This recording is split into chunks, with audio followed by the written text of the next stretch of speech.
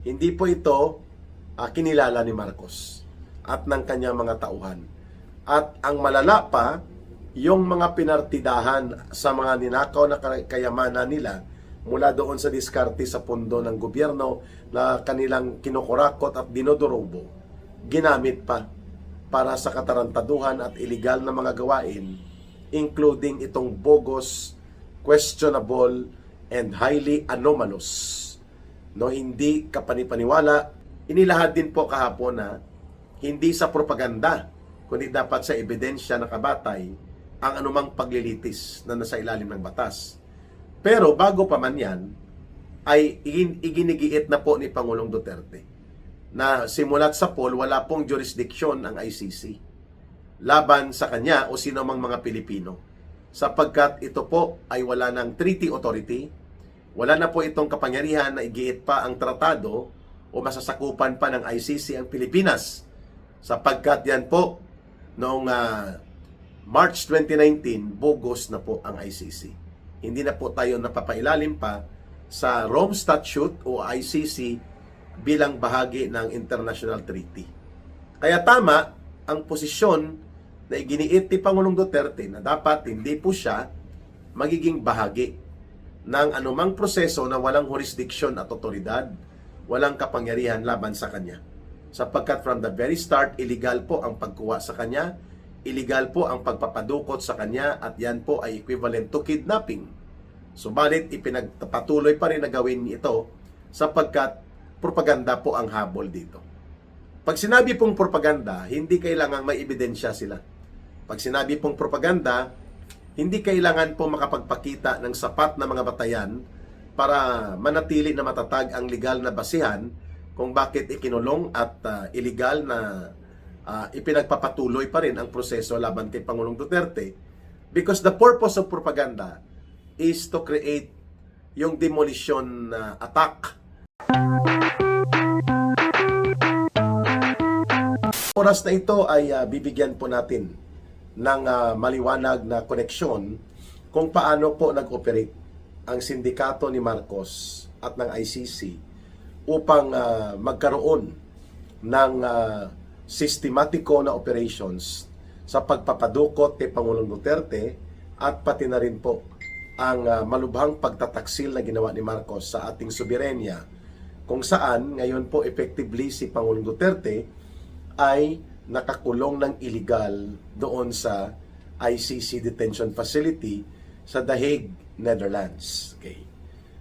Kumalat po sa social media at pati po ako pinadalhan na rin ng mga ilang pictures and mga narration o paglalahad ng salaysay na mga pangyayari simula po noong December 2023 nang nasundan na po ang mga datos at impormasyon kung paano po nag-operate ng illegal at patago sa pakikipagsabwatan nila Marcos Jr., nila Romualdez at nila Saldico, ang buong sindikato nila noon, ang mga so-called investigators and prosecutors na mula po sa ICC.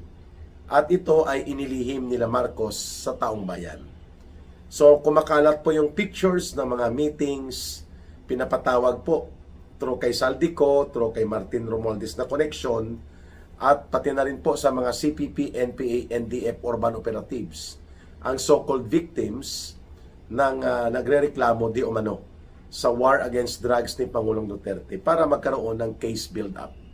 And take note of the data, December 2023. Mga 2 linggo yan na ginawa nila dito sa Pilipinas, at yung isa ay October and November 2024. Almost 3 weeks din po sila dito sa Pilipinas. Konfirmado din yan sa mga ebidensya. Ito po ay kasama doon sa inilahad na salaysay ng 18 brave men. No? Sa 18 brave men na yon, 16 po doon ang nanggaling sa Philippine Marines. Konfirmado yan. Inamin na po yan ng Armed Forces of the Philippines at ng Philippine Navy Branch of Service. Ang isa ay dating reservist sa Philippine Army at ang isa ay naging bahagi po ng Philippine Army. So 18. Sa salaysay at mga pictures na natipo nila mula nung sila ay naglingkod bilang security and assistance sa Special Operations ni Saldico na kinukumpasan of course ng mga utos at mga operational orders mula kay Marcos at kay Romualdez, ay marami po ang mga documented na mga pangyayari. Isa po doon ay ang mga visitation sa National Bilibid Prison doon sa mga nasasangkot sa Kian de los Santos case. Ang isa pang kulungan silang pinuntahan na nandun din po ang ilang mga police at mga so-called na mga hit squad sa sinasabi nilang teorya na nagbuo ng hit squad ang gobyerno ni Pangulong Duterte para sa systematic execution ng plano sa extrajudicial killings. At kinausap din po ang ilang mga opisyal ng gobyerno. At pati na rin po ang DOJ at ang iba pang mga dati ay nasa gobyerno ni Pangulong Duterte. At ito ay mayroon pong intimidation element sapagkat ang nagkukumpas na gobyerno na ni Marcos Jr. At mayroon na pong intensyon na pilitin po na mag-cooperate kahit yan ay bawal at illegal na ginagawa, mag-cooperate sa ICC. Okay. So malaking bagay po itong inilahad ng 18 brave men, 18 matatapang na mga nanindigan upang lalo pang bigyan ng detalye ang mga nauna ng salaysay sa pagiging mastermind nila Marcos at Romualdez sa kabulastugan ng mga nangyari, hindi lamang sa korupsyon. And malaki po ang paniniwala ng maraming observers na nakakausap natin na may knowledge sa ganitong kalakaran sa Kongreso at mga diskarte ng panunuhol sa special operations nila na pwedeng umabot nga sa baka $5 million, equivalent to 250 million pesos ang nagastos dito sa case build-up pa lang ni Pangulong Duterte. And we are expecting that Mr. Saldico ay gagawin niya ang pagbibigay ng karampatang suportang detalye sa isiniwalat ng mga dating security teams niya at mga assistants na naglakas loob na ipakita ang systematic, parang sindikato na operations laban kay Pangulong Duterte. Pangalawa, marapat po na dapat ang mga naisiwalat na ito nila Attorney Levy Baligod sa grupo po ng mga 18 brave men na ito na mga naging bahagi ng ating mga kasundaluhan when they were active in service duty pa, ay dapat po mailahad ang counter narratives na ito sa ICC. Siguro hindi na naihabol dahil until Friday na lang po itong schedule na nakasalang for confirmation of charges laban kay Pangulong Duterte. Ito sana magpapakita na lahat ng mga charges o accusations against former President Duterte ay puro propaganda. Wala pong batayan at ito ay iniluto sa illegal na pamamaraan dahil 2023 at 2024 lang nila ginawa ang case build-up na panahon na yon, hindi na po sakop ang Pilipinas ng ICC. Wala na po sa ICC ang Philippine government at ang ating buong bansa. Therefore, ang activities na ginawa ng ICC sa Pilipinas in conspiracy and in collusion with Marcos Jr. and Martin Romualdez and sa sindikato nila kasama si Saldico, lahat ng yun po illegal acts. Lahat ng yun po ay interventionist na lumalabag po sa ating integridad at kalayaan bilang bansa. Ang masaklap, ang nag-facilitate ng ganong kalapastanganan sa ating soberanya at sa ating kalayaan at dignidad bilang bansa na paghimasukan tayo sa sariling mga usapin ng ating legal and judicial system and even in the criminal justice system natin, kung mayroon man silang gustong gawin laban kay Pangulong Duterte, hindi po kailangan at walang karapatan ang mga dayuhang entities na lalo pang bogus na ito dahil 4 na taon na nang magsimula sila, 4 na taon nang nakakalipas na hindi na miyembro at sakop ng ano pa mang treaty obligation sa Rome Statute at sa ICC ang Philippine government at ang buong bansa. 2023 and 2024, noong March 2019 po, hindi na sakop at wala ng otoridad at kapangyarihan pa or jurisdiction ng ICC sa Philippine government at sa Philippine nation o sa ating republika. Subalit, hindi po ito kinilala ni Marcos at ng kanyang mga tauhan. At ang malala pa, yung mga pinartidahan sa mga ninakaw na kayamanan nila mula doon sa diskarte sa pundo ng gobyerno na kanilang kinukurakot at dinodurobo, ginamit pa para sa katarantaduhan at iligal na mga gawain, including itong bogus, questionable, and highly anomalous. No, hindi kapanipaniwala at bagkos ay batbat ng malisyusong hakbang na case build-up and investigation na ginawa ng ICC, panel of prosecutors and their investigators against former President Duterte. Sa tingin ko, yan po ay mabigat na magiging argumento na mag-invalidate po at magpapawalang bisa doon sa usapin po ng valid claims of charges and accusations. Dahil kung ito pala ay nagawa at nangyari sa panahon na illegal at questionable na ang existence and international relations in accordance to treaty obligation ang ICC at Pilipinas, ibig sabihin po, the acquisition of the cases as well as the build-up of such cases ay ginawa sa illegal na pamamaraan, everything that follows, illegal. Walang bisa. Kaya tama ang posisyon ni Pangulong Duterte na hindi po siya magpapasakop sa ICC, sa ano pa mang mga susunod na mga proceedings, sapagkat wala pong jurisdiction at authority ang ICC kay Pangulong Duterte at sa buong bansa. Dahil hindi po nila sakop at hindi nila kayang diktahan ang Pilipinas dahil buhay at nag-ooperate, fully functional and dynamically and operational po ang ating judicial and court and legal processes na kaya pong harapin kung mayroon man pong reklamo at gustong ipapanagot si Pangulong Duterte at ang kanya mga tauhan at mga opisyal niya na nasasangkot dito sa allegations na ito, ang lahat ng yan ay pwedeng gawin sa Pilipinas. Kaya tama ang punto na inilabas ni Senator Bam Aquino na kung ano man ang reklamo sa former President kay Pangulong Duterte at sa kanyang mga opisyal at tauhan sa gobyerno na may kasangkot po sa usapin ng investigasyon at kaso na gustong ilahad sa korte laban sa kanila on the issue of war against drugs and the resulting abuse and excesses being alleged against them, pwede pong gawin yan sa Pilipinas. Because, uulitin po ni Ka-Eric, fully functional, fully operational ang judicial and legal system ng Pilipinas.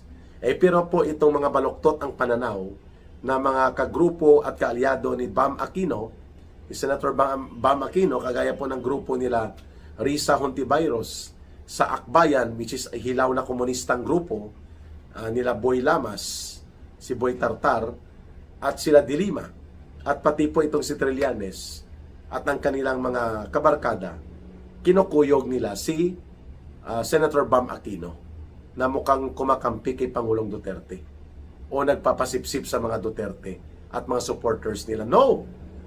Senator Bam Aquino is making an objective opinion that indeed it is a travesty, paglabag at paglapastangan sa ating soberanya at ating integridad bilang Republika ng Pilipinas na ang manghihimasok, mangingialam at magdidikta sa usapin ng ating hudikatura, ng ating legal and judicial system ay dayuhang mga entities kagaya ng ICC na ang malala pa wala ng authority or any treaty authority sa Pilipinas sapagkat ito po ay nagpasuna simula pa noong March 2019. Kaya tama lang ang naging opinyon na yan ni Senator Bam Aquino. At ang panghuling punto natin ay ganito. Hindi lamang po ang pangungurakot ng mahigit 1 trillion pesos. And now, when these 18 brave men came out in the open and publicly, ibinunyag na nila ang lawak, lalim at lubha ng antas ng korupsyon at pandurubo, pangungurakot na nangyari sa gobyerno ni Marcos. Hindi lang po usapin ito sa flood control projects pala na dinurubo at dinambong nila. Usapin din po ito mga kababayan tungkol sa kung paano ginamit ang mga ninakaw na pera upang punduhan ang isang banyaga o dayuhan na entity at gawin ito parang sindikato na kasabwat. Yan po ang nangyari sa ICC. At dapat din mabunyag yan sa United Nations Security Council, sa United Nations Secretary General's Office, sapagkat hindi malinaw po kung saan ang accountability check sa posibleng pang-aabuso at mga pandaraya sa proseso na ginagawa ng ICC at mga Chamber of Judges, members and prosecutors and investigators. Hindi po nakasaad sa Rome Statute saan sila mananagot. Sino po ang mag-oversee para tingnan, no, halimbawa parang may Korte Suprema ka sa Pilipinas upang tingnan kung tama at makatarungan at nasa batas pa rin ang mga ginagawa ng mga Regional Trial Court, Municipal Trial Court at iba pa pong mga judicial components ng ating judicial branch. May Korte Suprema. Dito sa ICC, wala po tayong nakikita na mekanismo except that complaints or investigation related to complaints on the conduct of the ICC and its staff and personnel and the judges appointed doon, manggagaling po yan sa opisina ng Secretary General ng United Nations. At mukhang doon din isasampa dapat ang mga reklamo na magdideklara that from the very beginning, ang ginagawa ng ICC ay illegal at mapang-abuso na pangingialam. At dapat ito ipatigil, and to rectify yung ganyang kaganapan ay kailangan na maparelease po immediately si Pangulong Duterte at ibalik po siya sa Pilipinas. At the same time, ay haharapin niya, kung meron mang kasong ipapaharap sa kanya, ay haharapin niya sa Pilipinas. And he is willing to do that. No, hindi po nag-alangan si Pangulong Duterte nang sinabi niya na if there are accountabilities that I should face, then let my accusers bring them in court so that I can confront them and I can have my day in court in the Philippines. So yun, mahirap mangintindihin yun mga kababayan, na hindi tama po ang lahat ng prosesong ginawa illegal. Pati po ang pagpapadukot illegal, kriminal yan. At dapat may pananagutan dyan si Ginoong Marcos at sila Romualdez. Anytime today, we are expecting that Saldico will also express additional details upang mabigyan po ng more substance and more congruent reality of facts and information ang inilabas na mga pagsasalaysay ng 18 brave men na naging tauhan, mga naging tauhan ito ni Saldico. Kaya kapag tumugma na po lahat, at sigurado tayong tutugma yan, pati doon sa naunang salaysay ni Ginoong Saldico at nila Sergeant Gutesa, mas malakas po ang magiging batayan, hindi lamang po sa pagpapanagot sa korupsyon at malawakang pandarambong na ginawa nila Marcos at Romualdez, kundi mapapanagot din sila at ang ICC sa karumaldumal na pagtataksil at iskandalosong pagtraidor nila sa naganap na pagkidnap at illegal na pagpapatapon at pag-illegal na pagpapaditine kay Pangulong Duterte doon sa ICC detention facility. Lahat ng ito ay mabubunyag na rin. And I think baka maihabol pa yan sa mga statements of rebuttals and statements of assertions na inilalabas ng legal defense team ni Pangulong Duterte sa harap po ng ICC Chamber of Judges while the confirmation and reading of charges continue in the next 2 days, mga kababayan. Ayan. Indeed, ang Panginoon, ang Diyos na makapangyarihan po ay maghahanap ng takdang panahon ayon sa kanyang kagustuhan at ilalabas lahat ng katotohanan ito upang magsimula na po ang pananagutan at paniningil na may kasamang kaparusahan laban kina Marcos at Romualdez at iba pa pong nakinabang sa sindikato na uri ng gobyerno na mayroon po sa ilalim nito ni Marcos at nila Romualdez. Patan na otoridad na sinasabi ng ICC, in short, bogus ang pagtingin ni Pangulong Duterte sa ICC at ito naman po ay hindi na ipinilit ng ICC na siya ay require for his physical presence, mga abogado na lamang niya. Subalit naging interesado pa rin po ang mga mamamayan at ang buong mundo ay nakasaksi sa unang araw ng salpukan ng katotohanan laban sa kasinungalingan ng mga matatag at malinaw na posisyon laban sa propaganda at manipulasyon at kawalang ebidensya na gustong ihambalos ng grupo ni Marcos Jr. at ng kanyang mga tauhan na binabayaran at hinahakot, no? Pati itong mga nagkukunwaring mga pamilya ng biktima, pati na rin po ang tungkol dito sa sinasabi nating mga paggamit niya ng mga bayarang mga grupo na tagapag-atake niya laban kay Pangulong Duterte at sa mga Duterte political group sa Pilipinas.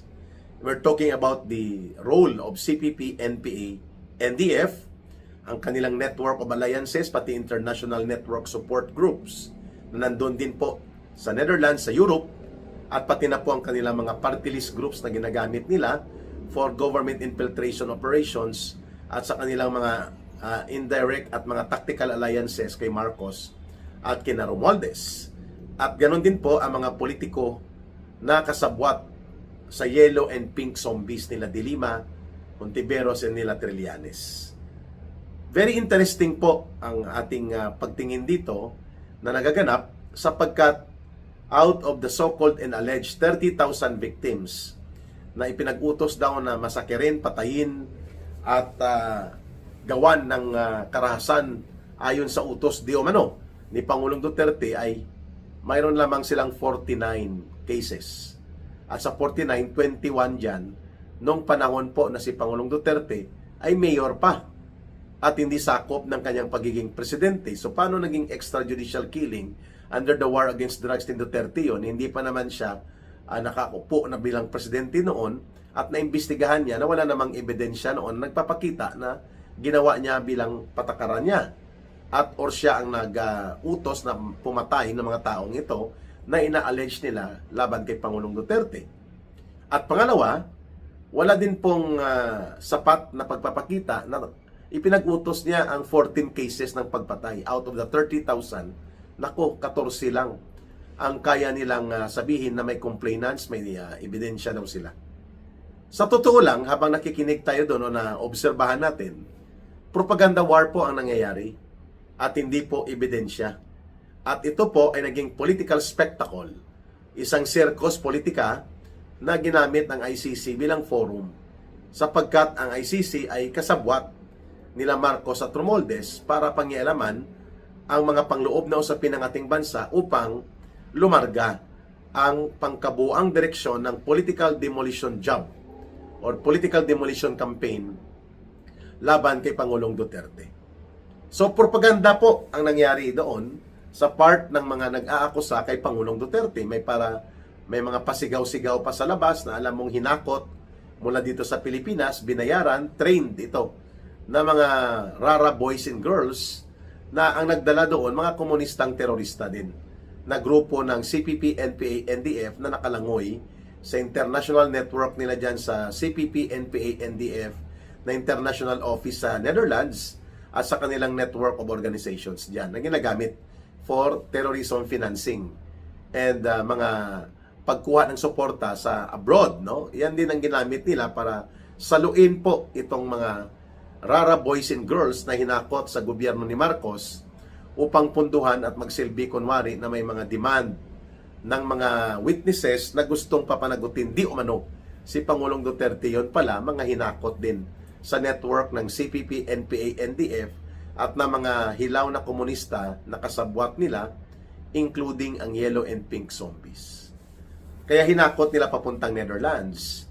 Alam na po natin na hindi yan nag-ambag-ambag o donation. pinondohan po yan ng Special Ops Fund ni Marcos Jr. at nila Romualdez. Kagaya po ng ginawa nila na pinunduhan din ng mahigit 1 bilyon ang special operations laban kay Pangulong Duterte, pati po ang pagkuha ng private na eroplano, illegal na pagpapadukot, ang pagmobilize ng military at police, at pati po ang pagpapakilo sa ICC na pinupunduhan at sinisponsor din po nila Marcos at nila Romualdez.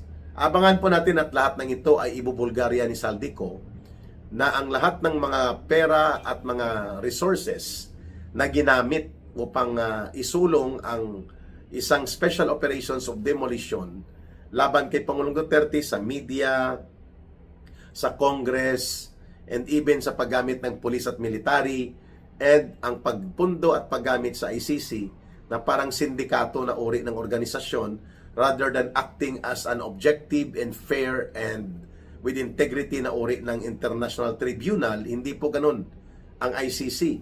Ang ICC po ay parang extensyon ng mga sindikato na operations ni Marcos dahil sa pera at pondo at pakinabang nagiging kasabwat, conspirator ang ICC sa mga kaganapan po ng maruming laro ng politika sa Pilipinas.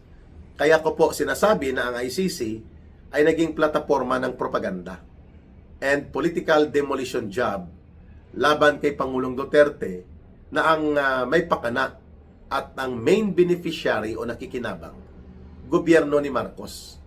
Una, maililihis po nila ang totoong issue sa pagiging taksil at traidor ni Marcos laban sa interes ng kanyang mamamayan nang ipinagkanulo, ibinenta nila at ipinakulong ng iligal gamit ang pondo at resources ng gobyerno, pinadukot nila si Pangulong Duterte. Pangalawa, maililihis nila ang issue ng kanilang pananagutan bilang mga masterminds. Itong si Marcos at si Romualdez sa malaganap na kaganapan po ng pandarambong at sistematiko organisadong korupsyon na ipinatupad under the administration of Marcos and Romualdez. And third, masasapawan po nila ang pagdaluyong ng very positive, very affirmative na pagtanggap ng mga mamamayang Pilipino sa naging deklarasyon ni Vice President Sara Duterte na handa na siyang tumakbo bilang Pangulo ng Pilipinas. So, nakita natin na wala talagang bit-bit na ebidensya na sapat, makatotohanan, at talaga namang may kabuluhan upang i-sustain at patotohanan ang inaakusa nitong mga tauhan ni Marcos na ginamit niya upang durugin at wasakin ang political camp ng mga Duterte by hitting hard sa pamamagitan ng pagtataksil at pagpapadukot laban kay Pangulong Duterte na ginawa ni Marcos.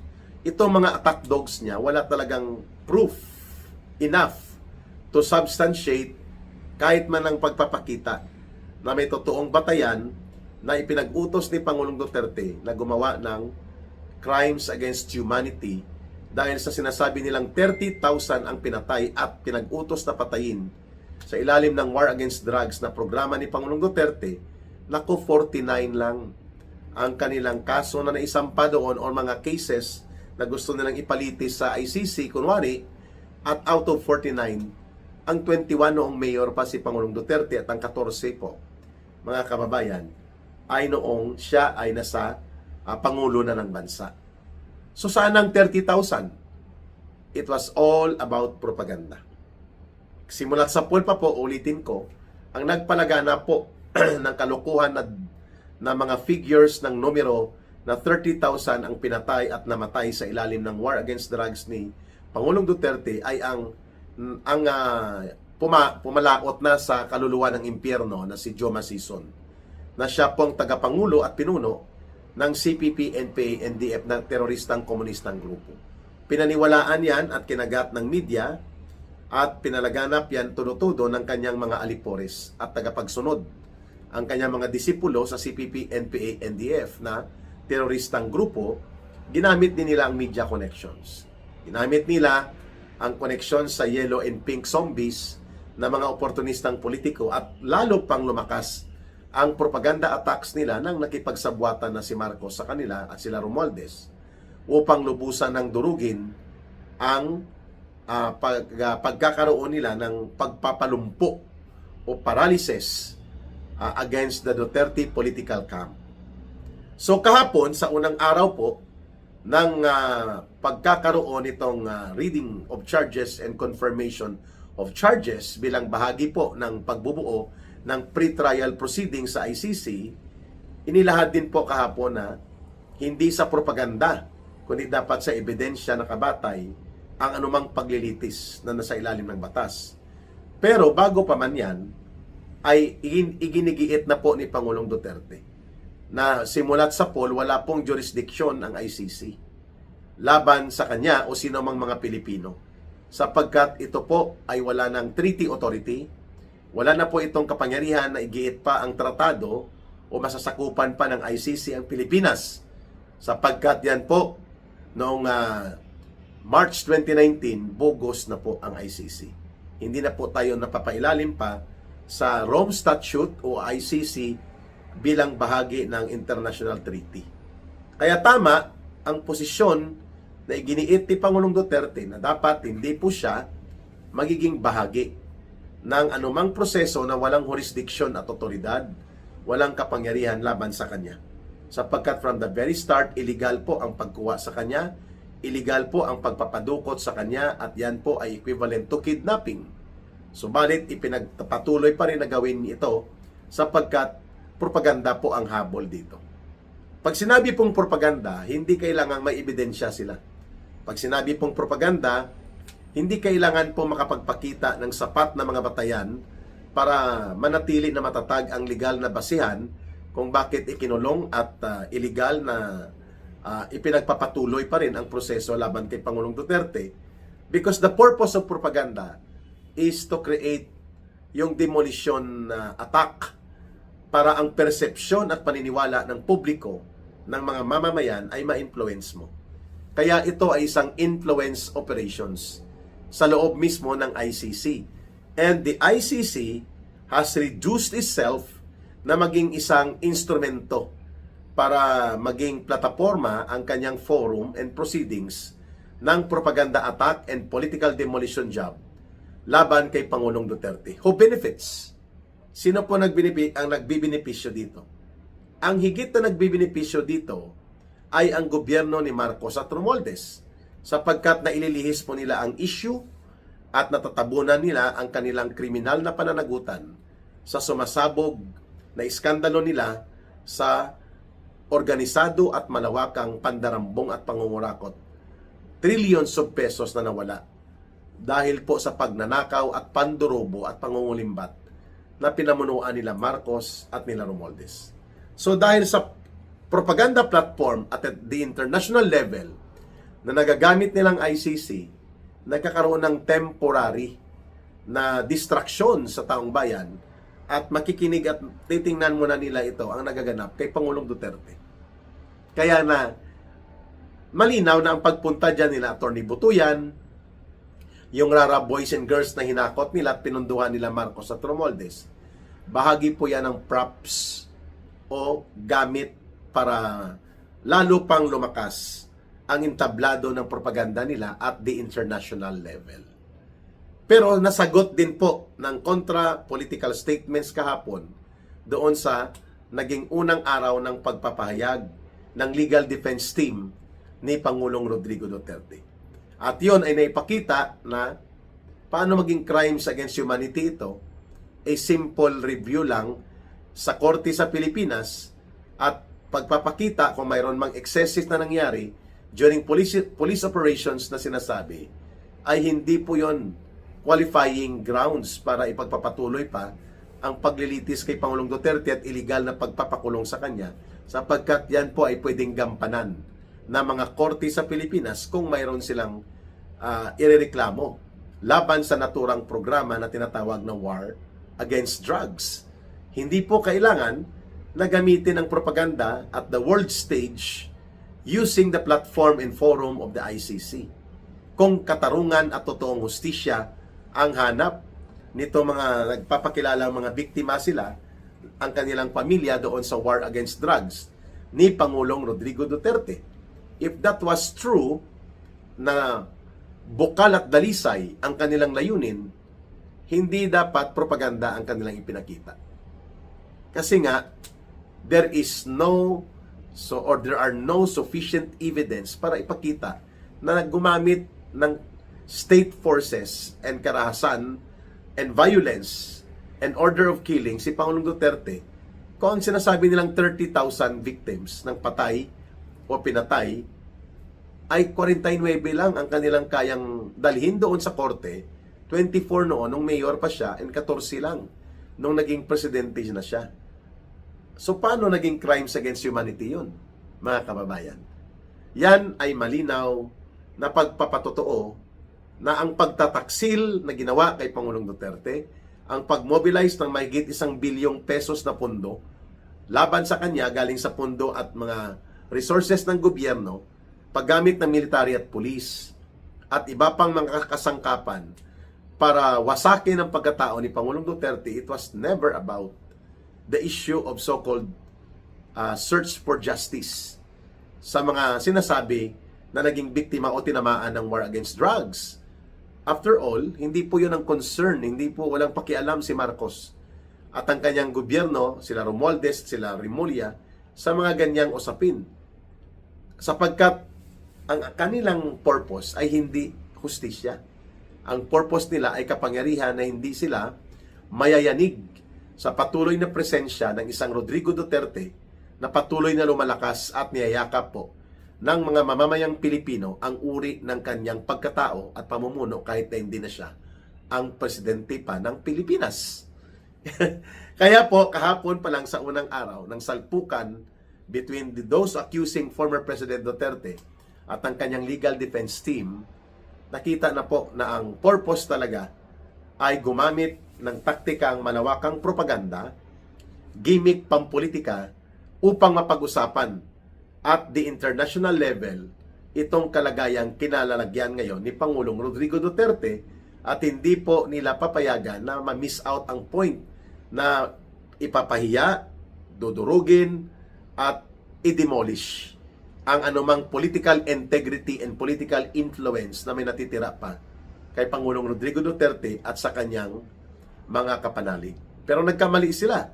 Mas lalo pang nailantad sa kanilang sariling laro ng propaganda at political operations.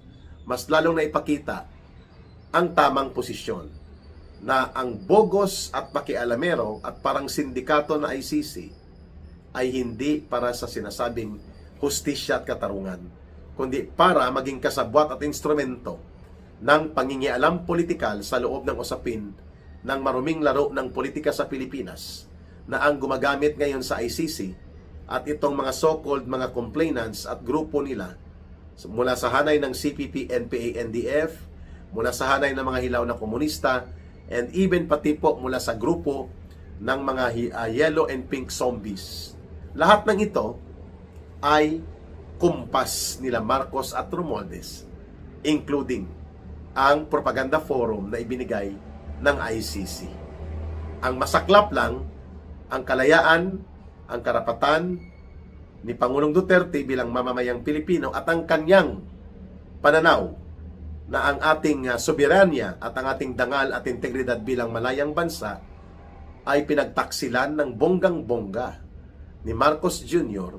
at ginamit ang kanyang poder at kapangyarihan sa gobyerno at estado para ipagkanulo ang sariling mamamayan at lamang masunod ang kapritsyo nila na manatili sa poder at mawala ang anumang hibla ng natitira pang threat sa kanilang poder at kapangyarihan, lalo na sa pagkatao ng isang Rodrigo Duterte. Ngayon, mas lalo pang lumakas ang paninindigan at pagtitiwala ng mamamayan that indeed dapat nang palayasin itong bulok na gobyerno ni Marcos at nararapat lamang na maibalik muli ang matuwid at tunay na may integridad at may kapasidad at tamang pamumuno sa ilalim ng isa pang Duterte.